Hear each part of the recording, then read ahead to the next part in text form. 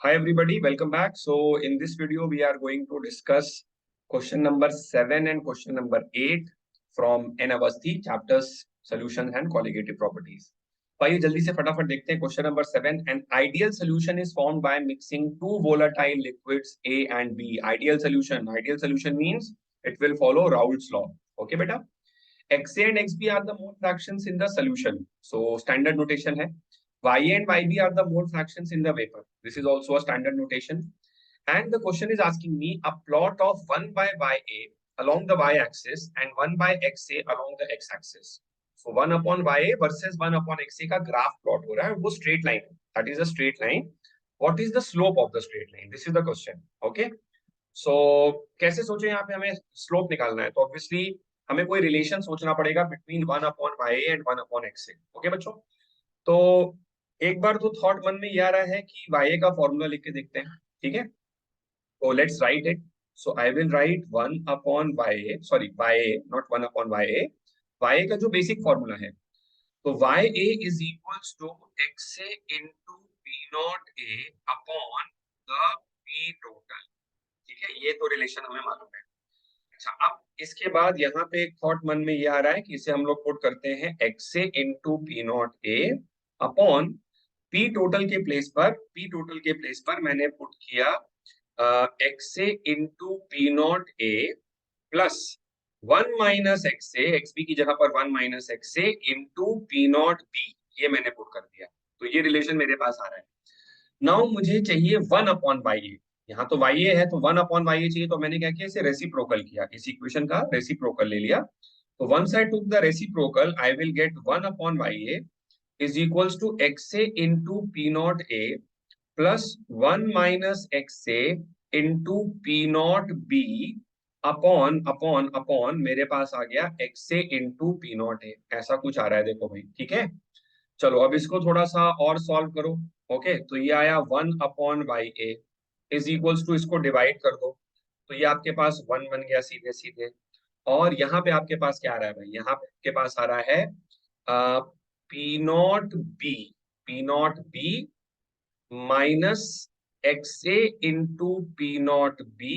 Okay, minus Xa into P not be upon Xa into P not A.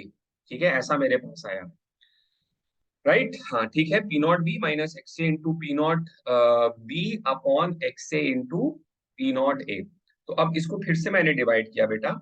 तो फिर से divide करने पे 1 upon Ya is equals to 1. और ये चीज देखो क्या बन गई, ये चीज मेरे पास बन गई. इस वाले टर्म को देखो पहले, है ना, सॉरी, इस वाले टर्म को देखो, दिस टर्म आउट हियर. तो ये बन जाएगा माइनस, डिवाइड करोगे तो ये बन जाएगा दिस थिंग. ठीक है, ये क्या बन जाएगा, minus of P not be upon P not A. Okay, और प्लस आपके पास बचेगा P not be upon P not A into 1 upon Xa. ठीक है भाई. तो अब देखो ये पूरी चीज, अब आ गया मेरा आंसर बिल्कुल फटाफट, देखो भागते हुए आंसर आ गया एकदम. तो ये वाली जो पूरी चीज है, ये तो निकल गई कहां पर ये तो निकल गई इंटरसेप्ट पहुंच, y is equals to mx plus c होता है ना. तो ये रहा आपका क्या, y, this is your y, and this is your what, this is your x, this is your m, and this is your c. So y is equals to mx plus c. आपसे पूछा हुआ है slope, आपका answer हो जाएगा P not B by P not A. That is your answer will be A. Okay, very very simple. Let us come to question number 8 now. 8 के बारे में बात जाते हैं. 8 पढ़ लेते हैं एक बार, क्या बोला गया है. For a dilute solution, Raoult's law states that the lowering of vapor pressure is equal to the mole fraction of the solute. मतलब ये कहना चाह रहे हैं कि वो Raoult's law for non volatile solute की बात हो रही है. ठीक है, तो यहां पर बोलना चाह रहे हैं कि delta P is equals to X solute. Lowering of vapour pressure delta P को कहते हैं, ये बात ध्यान रखना. So delta P is equals to x solute, नहीं, बिल्कुल नहीं, बिल्कुल नहीं, गलत है ये. The relative lowering of vapour pressure is equals to the mole fraction of solute, ये बात सही है. Relative lowering of vapour pressure होता है delta P upon P not, and this my dear students is equals to mole fraction of solute. RLVP, relative lowering in vapor pressure, is equals to mole fraction of solute. ये B वाली बात बिल्कुल सही है, तो answer इसका आपका B हो जाएगा। ठीक है, एक बार मैं आपको चाहूंगा कि थोड़ा सा इसका डेरिवेशन भी देखें, क्योंकि बहुत सारे जगहों पर डायरेक्टली ये फॉर्म याद करवा दिया जाता है। ठीक है, बट कैसे ये रिजल्ट आता है थोड़ा सा हम लोग इस पे भी डिस्कस कर लेते हैं। That is Raoult's law for a non volatile, that is a solid solute.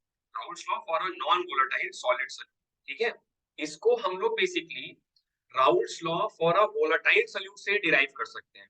Volatile solute means mixture of two liquids बेटा। ओके, तो देखो क्या होता है कि जैसे हम लोग जब लिखते हैं कि total vapour pressure is equals to x A into P not A plus x B into P not B, ऐसा हम लोग लिखते हैं। ठीक है, अब एक बार के लिए मान लो कि इसमें से कोई एक जो है वो सॉल्यूट है और कोई एक जो है वो सॉल्वेंट है। लेट अस से एक बार के लिए मान लो, है ना, तो मैंने ऐसे लिख दिया, पी टोटल को मैंने लिखा vapour pressure of the solution. ठीक है, मैंने नोटेशन थोड़ा सा चेंज किया है बस, पी टोटल को vapour pressure of the solution लिख दिया, लिख सकते हैं।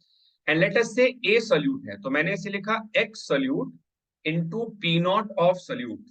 ओके बेटा, और इसको मैंने लिखा x solvent into P not of solvent, ऐसा मैंने करके लिख दिया। ओके, अच्छा, अब क्या है कि जब वोलाटाइल सॉल्यूट है, मतलब both the components are liquids, A and B both are liquids, तो ऐसे केस में तो दोनों का प्रेशर आएगा। लेकिन अगर नॉन वोलाटाइल सॉल्यूट आ गया, means you have a solid solute, so if you have a solid solute बेटा, then this is not going to evaporate, इसका तो कोई प्रेशर होगा ही नहीं। सॉलिड थोड़ी ना इवेपोरेट करेगा, लिक्विड इवेपोरेट करेगा। तो ये वाला टर्म तो हो गया जीरो। तुम बोल सकते हो सर थोड़ा मोड़ा तो हो सकता है, लिटिल बिट, हाँ, but that will be negligible, almost zero हो गया ये। तो ये अगर आपके पास हुआ जीरो, तो पी एस आपके पास आया x solvent into P not, और सिर्फ सॉल्वेंट ही है तो बार बार पी नॉट सॉल्वेंट लिखने की जरूरत नहीं है, क्योंकि वहां पे सिर्फ सॉल्वेंट ही है, क्योंकि सोल्यूट तो इवेपोरेट करेगा नहीं। So this is Raoult's law for a non volatile that is a solid solute. Solid solute के लिए ये चीज होती है। ठीक है, अब यहां से देखो, ये वेपर प्रेशर ऑफ सोल्यूशन है, ये vapour pressure of pure solvent है। ओके, तो तुम्हारे पास आया P S is less than P not भाई। ठीक है, P S is less than P not, तो अब कितनी कमी आई, कितनी कमी आई, डेल्टा पी, कितनी कमी आई, सो वो कमी I P not minus P S. अब आप वैल्यू पुट करो तो P not minus P S की जगह पे क्या रखेंगे, x solvent into P not, तो यहां से आपके पास बन जाएगा P not into one minus of x solvent. और मेरे प्यारे बच्चों, वन माइनस एक्स सॉल्वेंट क्या होता है, वो होता है x solute. So x solute into P not is equals to delta P. So delta P upon P not, इसको बोलते हैं lowering in vapour pressure. Delta P upon P not is x solute. Delta P by P not को बोलते हैं relative lowering in vapour pressure, तो इसलिए relative lowering in vapour pressure is equals to mole fraction of solute. ये बिल्कुल सही बात है। ठीक है, एक बार सी और डी भी पढ़ लेते हैं just for information. The relative lowering of vapour pressure is proportional to the amount, the relative lowering of vapor pressure is proportional to the amount of solute in the solution। ये बात सही तो है, ये गलत नहीं है। देखिए बहुत अच्छा क्वेश्चन है ये बात गलत नहीं है, लेकिन ये राउट लॉ का स्टेटमेंट नहीं। राउट लॉ का स्टेट्स, मतलब राउट लॉ का स्टेटमेंट क्या है, राउट लॉ का स्टेटमेंट है कि delta P by P not is equals to x solute. Option C, relative lowering is proportional to the amount of solute, yes, because relative lowering RLVP is a colligative property, so colligative properties are always proportional to the amount of solute। prog लिख दिया मैंने, sorry, ठीक है, I wanted to write prop, it's a colligative property beta। okay, so it is proportional to the amount of solute, but this is not the statement of Raoult's law। the vapor pressure of the solution is equals to mole fraction of the solvent, no, it is not equals to the mole fraction of the solvent, it is proportional to the mole fraction of the solvent। ps is equals to x solvent into p naught। ठीक है, तो I hope काफी सारी आपको अच्छी चीजें यहाँ जानने को पता चली होंगी। मिलेंगे फिर से नेक्स्ट वीडियो में। Till then everybody take care, bye bye and have a nice day. Okay, thank you so much.